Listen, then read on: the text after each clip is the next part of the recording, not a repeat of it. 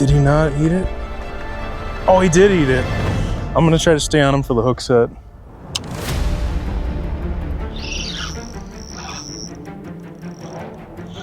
Oh, dude, it's a good one too. That is such a cheat code. I mean, rigging chubs in the fall is definitely not a secret technique, but there are little nuances and little tricks and hacks that you can do that make it even dirtier. And that right there was one of them. We're talking tail hooking chubs. And there's a time and a place for it, because you don't want to always do it. What you're gonna do is kill your 50 bucks worth of minnows faster than you can even catch a fish. But I'm gonna get this fish in and then I'll talk a little bit more about it. I think I need a net for that. What do you think? It's really far away. Oh, we'll just try to grab it. It's a good one. That is a good one. Oh, don't get sassy now. There we go. We got us some fall footballs. Another nice thing about tail hooking, they're almost always hooked outside of the lip because the minnow's head is down in its mouth. They eat it head first, which is really cool. But let's talk a little bit about when, where, and why you got to tail hook yourself some chubs to catch more and bigger fall walleyes, especially if it's fussy fish or pressured fish.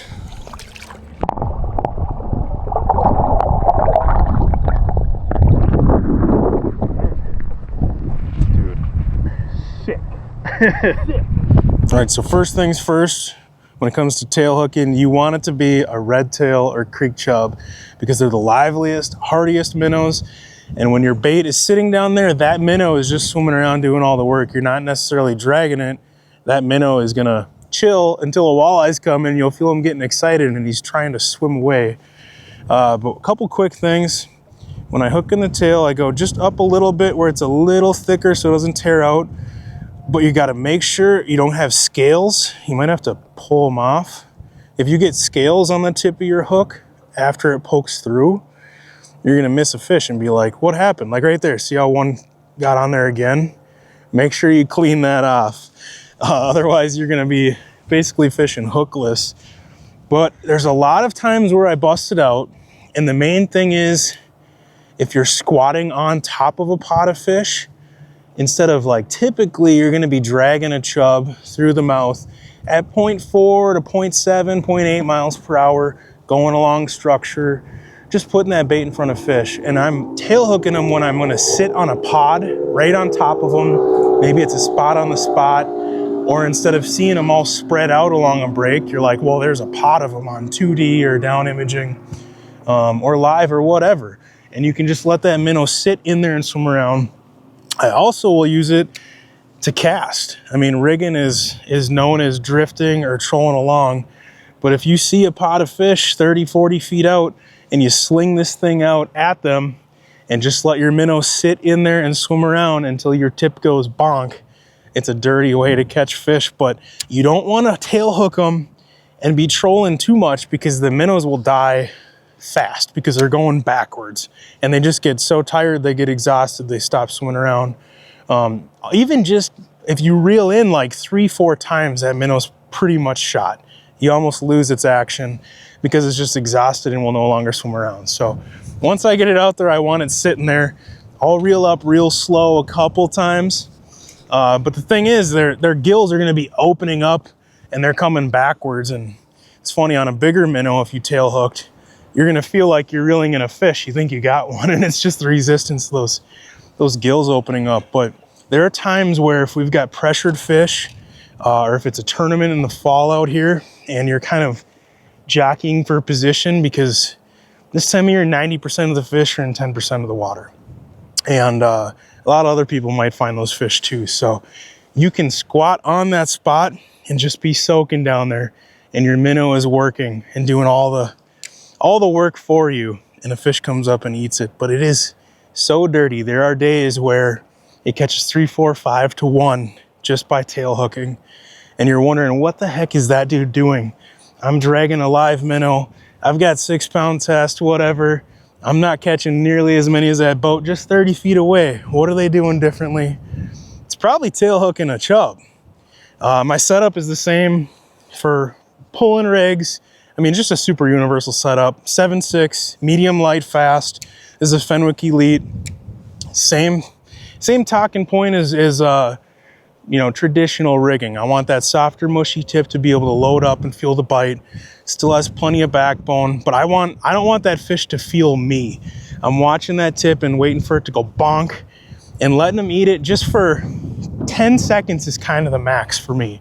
I know a lot of guys will say they wait 60 seconds or 90 seconds when they're chubbing before they set the hook, and I don't know, you're gonna kill so many fish with deep hooks, deeply hooked, gut hooked fish, that if I miss them, whatever, I'll catch the next one. You know, I know that I'm not killing every single fish that I catch, but like I mentioned earlier, a lot of the times when you're tail hooking, they're hooked in the lips because they eat those minnows head first, or try to, or if they eat them tail first, they'll spin them around because they don't want to eat it backwards and have the fins poking them and the gills.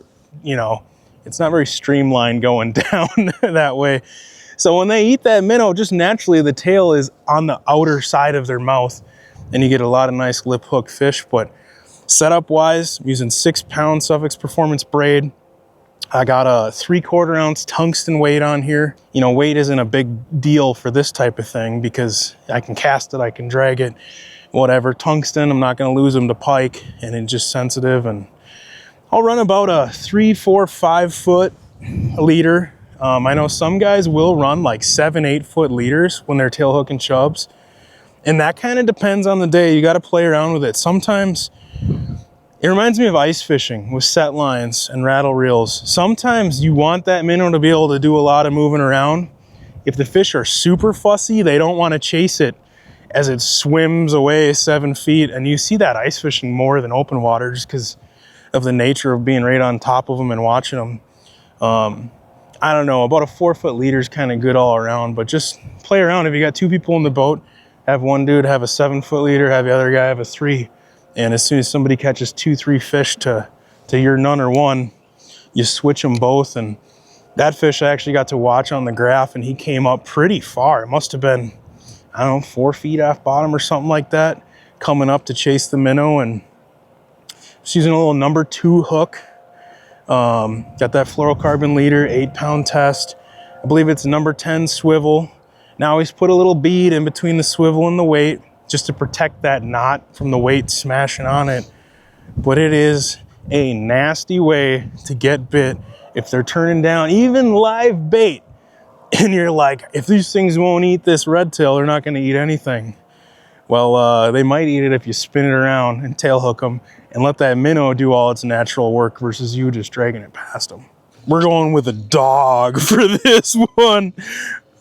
There's a pot of fish here. We're gonna soak this giant chub in there. Get the scales off. I'm so excited. And the good news is if you don't get bit, it feels like you're fighting a fish when you reel it in. Oh, we're a little wonky here. There we go. All right. I'm gonna pitch it up into them, which is a real dirtbag way to fish a big chub, but I ain't scared. Oh, that was beautiful. That was beautiful. All right, we got one that just bonked it again. Oh yeah, she there. Well, now you know one of my super sneaky fall tricks for getting even more bites in a magical time of year. And this isn't something I came up with. I employed it into my tactics because some of the guys who fish our local tournaments and local walleye leagues were kicking my butt for years doing this. And man, nobody talked about it for a long time. And then you realize like, oh, they're tail hooking on those fish. That's what they're doing. And so it's just a sneaky little trick you got to add to your arsenal because it will get you more bites when things are tough. And in the certain, oh yeah, let's use that net. Let's not mess this up. It will get you more bites. And it's just a sneaky little fall trick to catch more walleyes. Let's see here. You want to say goodbye? Nice, it's actually on the outside lip again. Let's end it with that. Little wall dog. Thank you so much for watching. We got a bunch more videos coming up soon. I don't know what we're gonna do next, but man, Mother Nature's, she's getting cold. She's ready. Ice is coming, and we got some fun adventures planned. So thank you for following along.